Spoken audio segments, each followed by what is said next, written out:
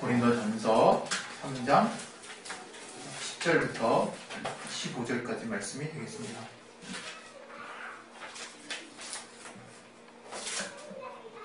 고린도전서 3장 10절부터 15절. 네, 우리 찾으셨으면 다 같이 우리 큰 소리로 합독하겠습니다. 시작! 내게 주신 하나님의 은혜를 따라 내가 지혜로운 건축자와 같이 터를 닦아둠에 다른 이가 그 위에 세우나 그러나 각각 어떻게 그 위에 세우기를 조심할지니라. 이 닦아둔 것 외에 능히 다른 터를 닦아둘 자가 없으니 이 터는 곧 예수 그리스도라. 만일 누구든지 금이나 은이나 보석이나 나무나 풀이나 짚으로 이 터 위에 세우면 각각 공력이 나타날 터인데 그날이 공력을 밝히리니 이는 불로 나타나고 그 불이 각 사람의 공력이 어떠한 것을 시험할 것입니다.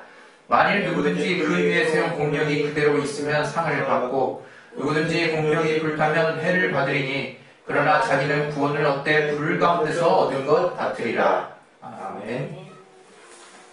이 말씀 통해서 하나님이 우리 각자의 삶에서 또 우리의 각각의 가정에서 또 각자의 지경 또 직장과 지경에서 또 하나님 우리 교회에 주시는 그 말씀을 우리 모두가 제대로 깨달을 수 있도록 하나님이 역사해달라고 내 마음을 열어주시고 들을 길 허락해달라고 우리 기도하겠습니다.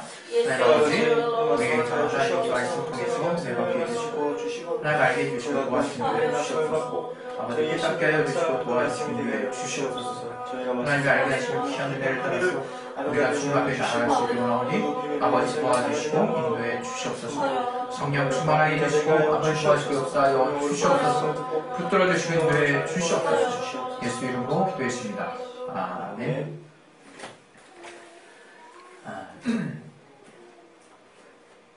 우리가 공력하면 굉장히 좀 한때 두려워하는 말씀으로만 생각했던 때가 있었던 것 같아요. 왜냐하면 그 공력이 쉽게 표현하면 이 공력은 그냥 어떤 일이라고 볼 수 있거든요. 일. 우리가 이 성경의 이 내용과 관련해서는 하나님이 인정해 주시는 어떤 일, 어떤 하나님의 또 일, 하나님의 일을 하는 거 이런 거라고 볼 수 있거든요. 근데 이 일이 불타 없어진다는 거예요. 그 말이 얼마나 우리로 하여금 긴장하게 하고 또 살떨리게 하는지 그런 생각을 하게 되면 뭐가 어떻게 하면 공력이 안 없어질까 이런 이제 생각이 들고 또 이것도 이제 한글이 갖고 있는 또 우리만의 또 어쩌면 또 저를 포함한 일부의 또 편협한 생각일 수 있는데 뭔가 공력하면 이렇게 중국 영화가 생각나고 뭔가 내공을 쌓는 느낌이 들고 뭔가 이렇게 쌓아놓는 느낌이 들죠. 그래서 내가 뭘 이렇게 해야 되지? 믿음 외에 이런 생각이 든단 말이에요. 우리에게 내가 믿음 외에 뭔가를 해야 될 텐데 라는 큰 물음표를 갖게 하는 내용이 사실 이러한 유의 어떤 구절들이 아닌가 싶어요. 이것은 이제 행함으로도 연결되어 있는 또 구절들이기도 하죠. 그래서 우리가 믿음이냐 행함이냐 이걸 놓고도 고민하게 되고 또 믿음이 어디까지냐를 놓고도 또 물음표를 제시하는 야고보서의 또 말씀을 또 우리가 통해서도 여러 가지로 우리 신앙이 참 만만치만은 않구나, 쉽지만은 않구나 이제 이런 생각이 들게 합니다. 그런데 이 공력이 과연 무엇인가를 우리가 제대로 알고 있을 때 우리 신앙이 건강한 토양에서 뿌리를 내릴 수 있을 거라고 저는 생각하거든요. 공력에 대한 이해를 우리가 흔히 알고 있는 어떤 세상의 어떤 접점하고 이렇게 오버래핑 해가지고 생각하는 것도 당연히 잘못된 것이고 또 무조건 어떤 두려움의 어떤 대상, 건드리면 좀 힘든 또는 내가 뭔가를 계속 쌓아내야 한다는 어떤 믿음의 또 다른 무언가라고 생각하는 그런 어떤 생각들이 다 잘못된 것들이라고 저는 생각합니다. 하나님은 공평하신 분이신데 어떠한 면에서 공평하신 분이냐 이런 것들을 우리가 생각할 필요가 사실 있어요. 우리가 하나님이 공평하시다고 하지만 여러분 우리가 사는 세상이 얼마나 불공평합니까?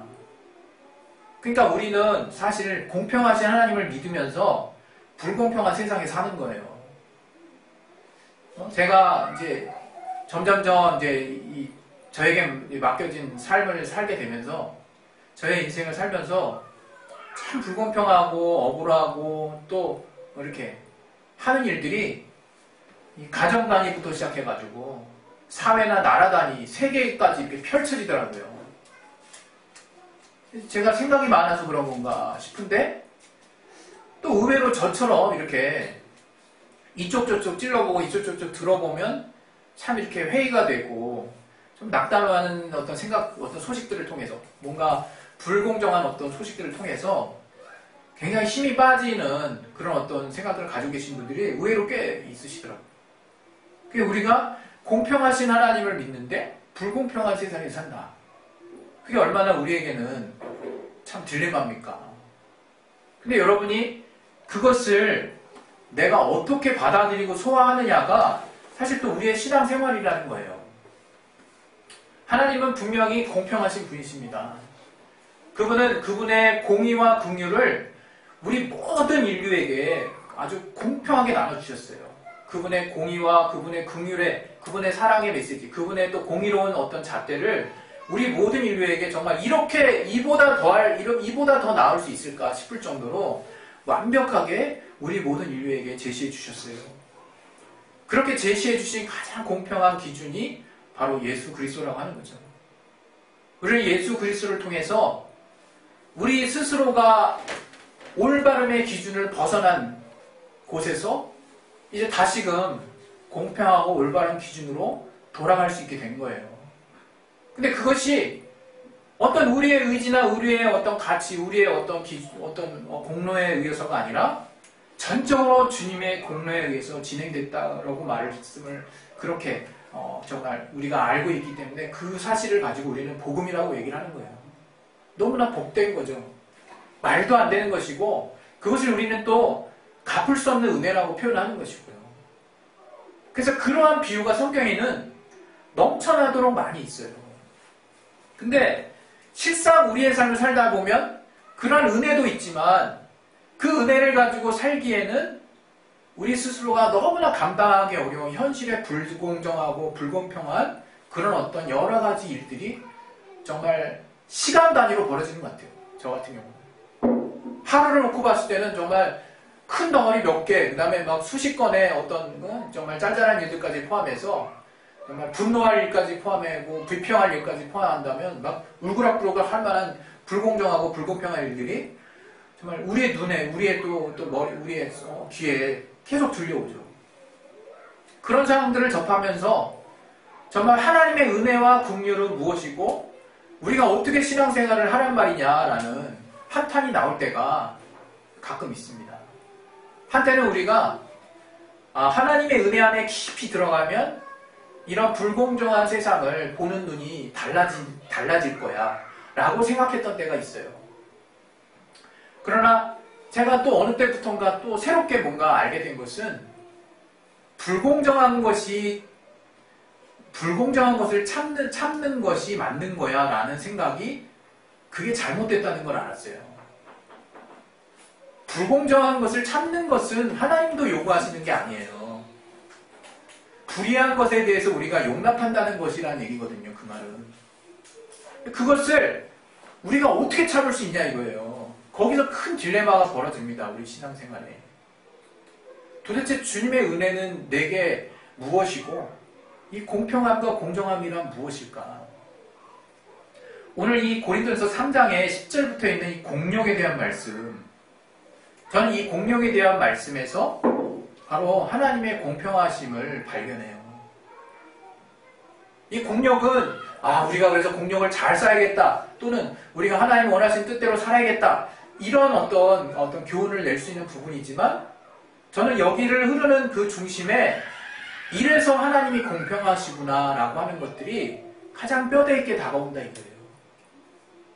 바로 이 하나님의 은혜를 따라 지혜로운 건축자와 같이 터를 닦아두어라 라고 우리에게 하나님이 건축을 예를 들어서 우리의 신앙을 지금 빗대고 있거든요. 다시 말하면 터를 세울 때도 잘 세우고 그 위에 무언가를 세울 때도 잘 세워야 한다라는 것을 그런 세상의 건축의 비유와 같이 우리의 신앙생활을 두 가지 측면에서 주님이 말씀하고 있는 거라는 거예요. 먼저는 터를 잘 세울 것. 그 다음에 그 위에 그 터를 세운 것에 아무것도 없는 것처럼 되지 말고 제대로 세워질 수 있도록 제대로 세워질 수 있는 재료를 사용해서 세워라라고 공력에 대한 이야기를 또 하시는 거예요. 그러니까 우리가 이 말씀을 우리가 듣고 우리의 삶에 적용하는 게 대단히 중요한데 바로 터는 무엇을 말하느냐 우리 모두가 인정하고 믿고 아는 바와 같이 바로 이 본문에도 나온 것처럼 예수 그리스도라고 얘기했어요. 이 터가 예수 그리스도예요. 도대체 우리의 건축, 신앙을 건축에 비유한다면 가장 건축에서 기본이 되는 것은 머릿돌이 되는 그 머릿돌이 세워지는 그 반석이 되는 그 터인데 바로 그 터가 예수 그리스도라는 거예요. 그럼 우리는 우리의 신앙생활 우리는 이제 삶을 살죠. 그 삶이 신앙이 돼야 되죠. 그럼 우리 삶의 전부 예수를 믿는 자라면 삶의 전부는 바로 터를 어디다 세워야 되느냐? 예수 그리스도를 세워야 된다는 얘기가 되는 거예요. 그럼 그 얘기는 무슨 얘기냐?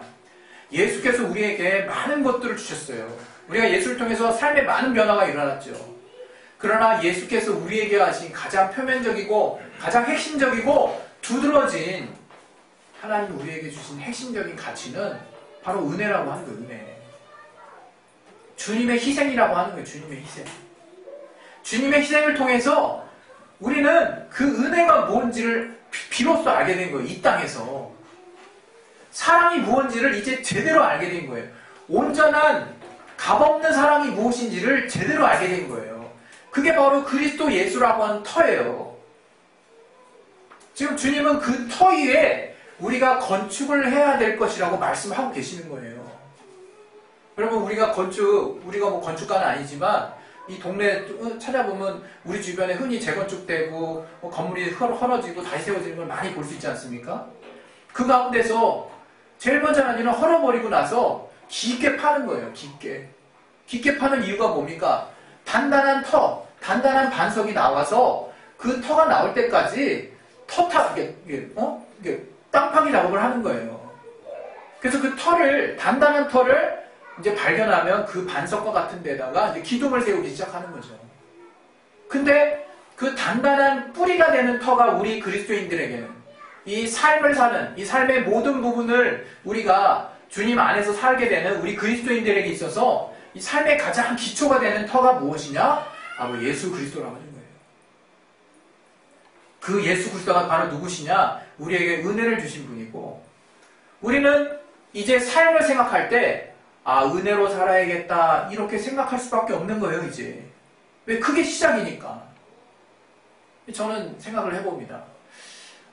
내가 은혜로 살았던 때가 얼마나 많이 있었을까. 참 부끄러울 때가 많죠. 그런데 또 신기한 거는 은혜를 또 동력을 해서 살면요 사라져요. 제가 정말 목사이지만 참 부끄럽지만 절망적으로 느껴지는 날들이 가끔 있습니다. 제 미래를 볼 때. 모르겠어요. 저도 모르게 생각들이 엄습해 와요. 그냥 이렇게 깜깜한 느낌이 들죠. 여러 가지를 볼 때. 꼭 한 가지만 짚어서 얘기하는 것이 아니라. 그럴 때 정말 무슨 사면초가에 빠지는 느낌이에요. 그럴 때 제가 주변을 산책하고 자연을 돌아보면서 약간 마음에 풀어지는 느낌을 갖습니다. 그러나 변함없는 건 내가 속한 현실이 변하진 않더라고요. 근데 참 신기한 거는 제가 그럴 때 하나님께 매달리거든요. 하나님, 내가 이런 어떤 어려움들, 이런 어떤 문제들을 풀게 해달라고. 그럼 하나님은 가장 먼저 뭘 생각나게 해주시냐면 은혜를 생각나게 해주세요. 은혜. 하나님의 은혜. 하나님이 나를 얼마나 크게 사랑하시는지 하는 것을 구체화시킬 수 있는 거리와 환경과 또 그런 찰나와 또 그런 이벤트, 그러한 사건들을 내 앞에 던져놔 주세요. 그냥 무슨 원석 같은 하나님의 은혜하고 툭 던져놓는 그런 걸 주시는 게 아니라 그 은혜를 생각할 수 있는 사람과 환경과 이벤트와 사건과 찰나 그런 어떤 환경들을 내게 던져주시더라고요. 그때 저는 뒤늦게 아차 하고 생각합니다. 아, 하나님의 은혜지. 내가 뭐 때문에 사는가. 하나님의 은혜였지. 그러면서 이제 머리 정리가 되기 시작해요. 아주 시원해지죠. 사이다 먹는 것보다 더 시원합니다. 아주. 진짜 시원해집니다. 그러면서 그 복잡했던 생각들이 싹 달아나고 내 안에서부터 스물스물 기쁨이 막 이렇게 넘쳐오는 걸 볼 수 있어요. 저는 그 기분이 너무 좋아요, 사실. 이게 제가 이제 웹 디자인도 과거 했었기 때문에 이제 우리 아들도 이제 그런 기쁨의 어떤 종류를 알고 있더라고요. 뭔가 어떤 답답한 어떤 프로그래밍의 어떤 부분을 갑자기 며칠에 걸쳐서 또는 몇 시간에 걸쳐서 갑자기 딱 풀어버리면 그때 느껴지는 그 희열이 엄청나거든요. 아주 그냥 기분이 엄청 좋아요, 그냥. 근데 그런 종류는 비교할 것도 못 된다 이거죠.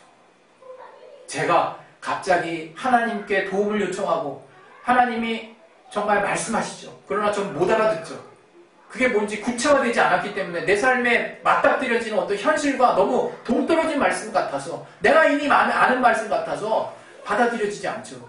그러나 환경과 또 여러 가지 사건과 사람과 여러 가지 벌어진 일들을 통해서 하나님이 그것이 내가 지금 너에게 은혜를 주려고 하는 거야 라고 하는 것들을 알게 됐을 때 그때 제가 교통정리가 싹 되는 거예요.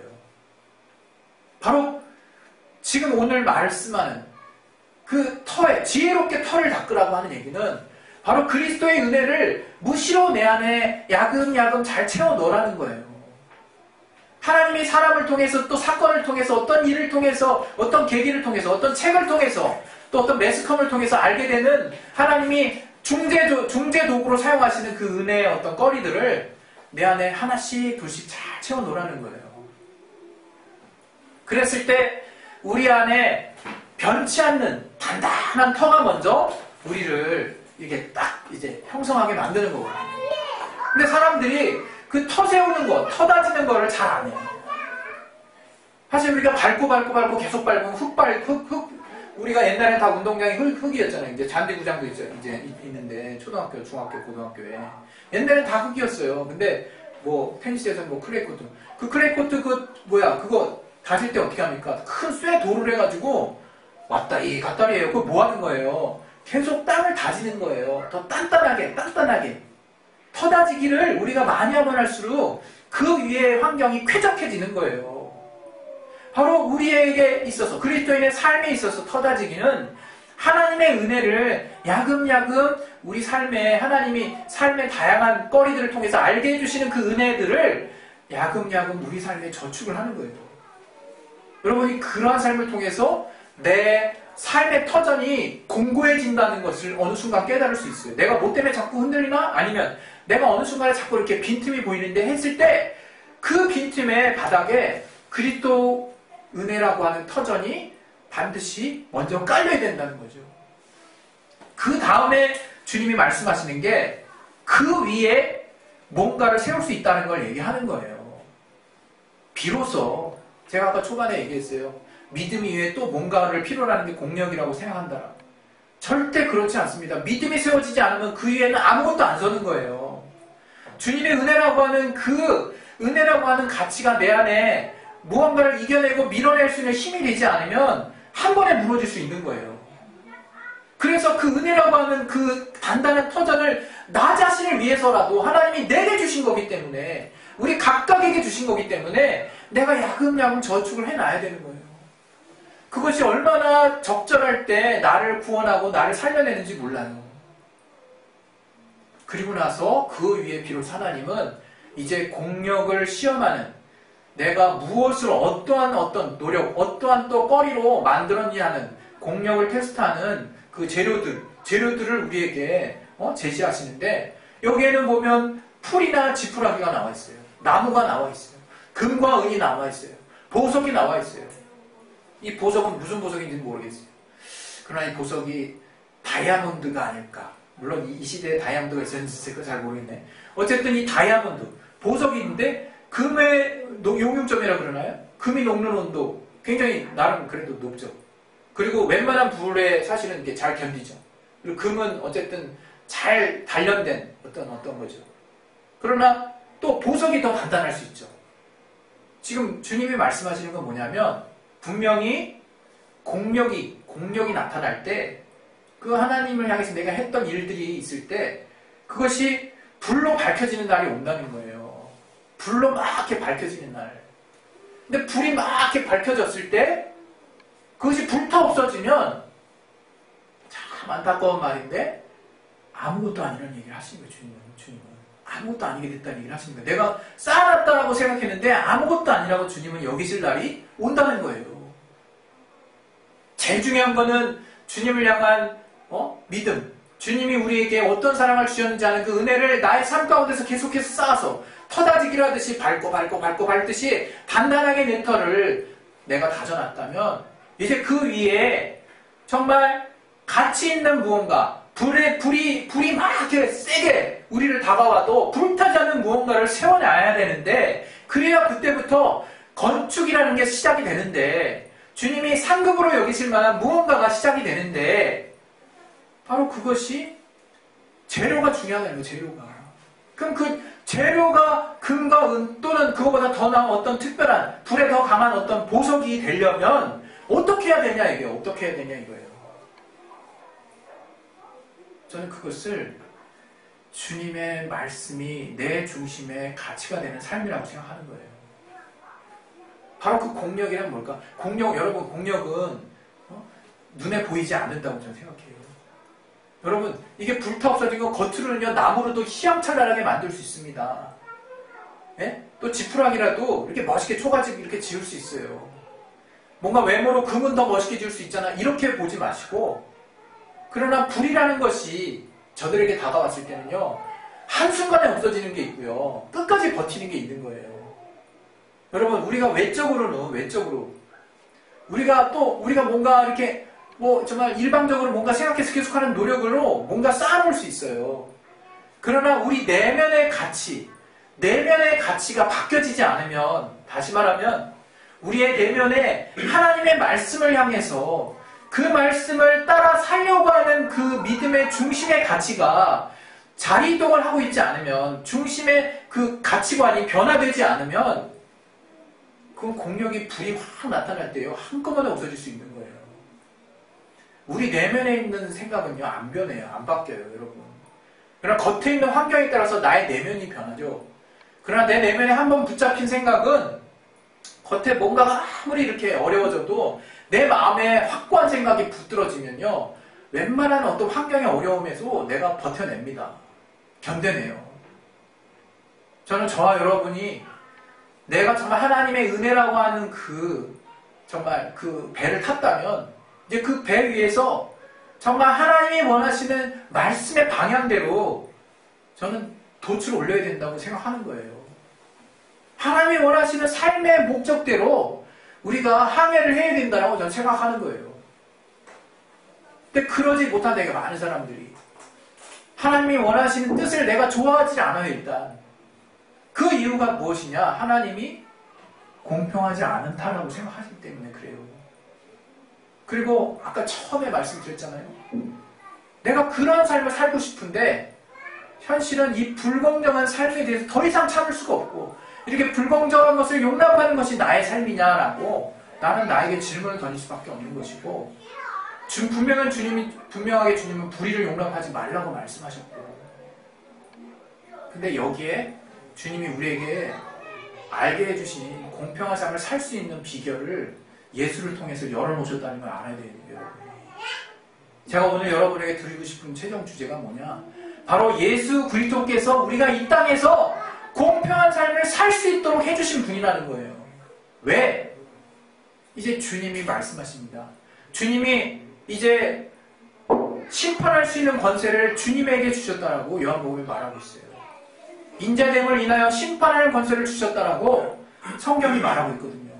이제 주님이 직접 시시비비 세세한 거, 모든 거, 네 마음에 정말 억울함, 또 네 마음에 또 눈물로 지새웠던 날들, 네가 의로움을 택했지만 아무도 지켜보지 못했던 것들, 정말 아무도 인정하지 않는, 보여지지 않는, 드러나지 않는 수많은 공평한 행위들에 대해서, 옳은 행위들에 대해서 하나님이 공평하고 공정하게 대우하시겠다라고 그 아들에게 심판의 권세를 주셨다는 거예요.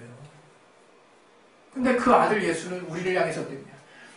하나님을 향해서 정말 칼을 들고 주님을 죽이려고 덤벼들고, 그래서 결국 2000년 전에 주님을 죽이는데 성공한 인류를 향해서 주님은 자기의 몸을 다 그 인류를 향해서 들이셨어요. 죄의 값을 도리어 다 사해 주셨어요. 말도 안 되게 주님을 향해서 칼을 들었던 그 인류를 향해서 주님은 은혜를 베푸셨어요. 그리고 주님이 그 베푸신 길을 통해서 뭔가를 깨달은 자들을 통해서 따라오도록 길을 여셨어요. 좁은 길을. 그게 자기를 부인하는 길이에요. 주님의 뜻을 쫓아가는 길이에요. 그 뜻을 쫓아가는 길은 세상에서는 억울한 길이고 불공정한 길처럼 느껴져요. 불공평한 길처럼 느껴져요. 그러나 주님이 갚으시겠다는 겁니다. 주님이 대신 갚으시겠다는 거예요. 주님이 이뤄 오시겠다는 거예요. 주님이 이제 올바르게 교통정리해 주시겠다는 거예요. 그 길을 우리가 어떻게 알 수 있겠을까요? 그게 하나님의 은혜의 터전이, 은혜의 터가 공고한 자가 그 길이 보일 수 있는 거예요. 그 길을 볼 수 있는 거예요.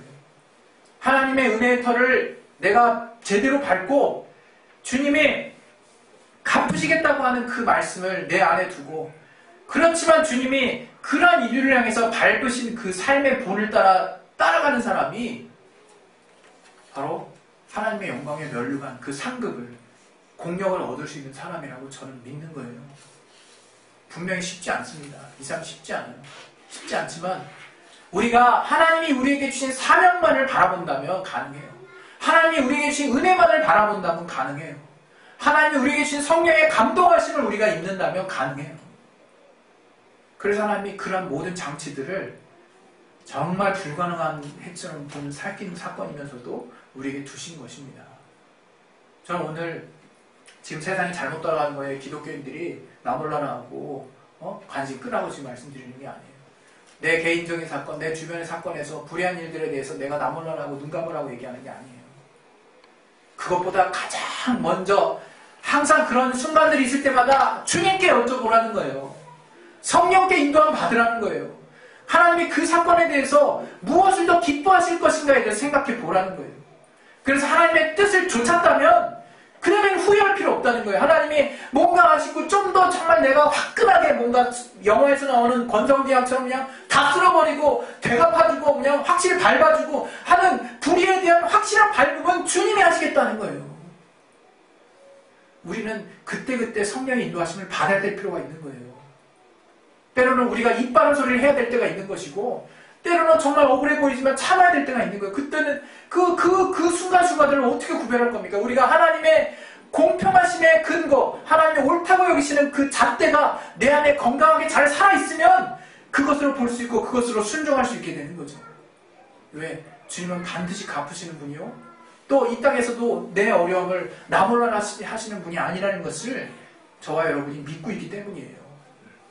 여러분, 오늘 제가 이 정말 하나님의 우리가 동역자이면서 3장에 보면 우리가 하나님의 공력에 대해서 우리가 이해하는 것에 대해서, 우리가 단지 공력이 그냥 내가 뭔가 하나님 앞에 올바른 어떤 것만 이렇게 그냥 쭉쭉쭉 쌓아나가는 어떤 그런 것이 아니라 하나님의 은혜라고 하는 믿음의 터가 없이는 절대로 세워질 수 없다는 걸 제가 말씀드렸고, 또 믿음의 터가 있는 그 위에 그 공력이라고 하는 것, 그것은 바로 우리가 정말 하나님이 그 아들 예수를 통해서 먼저 밟도록 안내하신 그 길을 쫓아가는 삶이, 그게 바로 하나님의 말씀을 통해서 우리에게 본을 보여주신 삶이라고 저는 믿고요.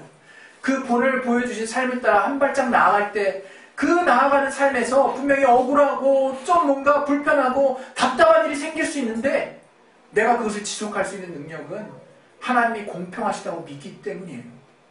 하나님이 반드시 갚아주시는 분이라고 우리가 믿을 수 있기 때문에 우리는 그 상황 가운데서도 정말 하나님의 의로운 삶의 기준을 포기하지 않을 수 있는 것입니다. 저는 이러한 삶에 우리 내면에 가득 심겨진 아무도 볼 수 없지만, 때로는 정말 내가 나 혼자 정말 소갈이 할 수 있지만, 그런 믿음의 중요한 가치들이 반드시 그 나라에 정말 보석과 같은 공력이 되어서 하나님 앞에 인정받을 수 있을 것이라고 정말 믿는 바입니다. 우리 시간에 기도하겠습니다. 기도하실 때 신앙은요, 외로워요, 여러분. 목회자만 외로운 게 아니에요. 우리 성도분들 다 외로운 것입니다. 몸이 한번 생각해 보세요. 몸이 손가락이 지 맘대로 하면 얼마나 다른 그 지체들이 불편합니까? 다 서로 신경 써야 되고, 다 정말 기본적으로 조화라고 하는 거는 모든 신경을 써야만 움직여지는 거예요. 하나가 신경 끄고 있으면 얘는 죽은 거죠. 그건 죽은 거예요. 신경을 많이 써야 되니까 그만큼 괴롭고 힘든 겁니다. 정말 그런 힘든 삶의 여정 가운데 왜 우리를 그렇게 정말 놔두셨을까? 마지막으로 주님 말씀은 우리가 정말 그런 어려움들을 살면서 계속 본의 아니게 엉뚱한 상처를 받게 돼요. 그럼 상처는 똑같은 상처, 똑같은 부위에 똑같은 상처가 계속 생기면요, 그 생채기가 깊어지면 거기에 이제 아픈 기억이 내 자리 잡습니다. 그러면 그게 잘 걷어내지지가 않아요. 근데 신기한 건요, 그런 아픈 부분은요, 단단한 또 굳은 살이 받인다는 거예요. 그래서 다른 부분보다 거기가 더 강해져요.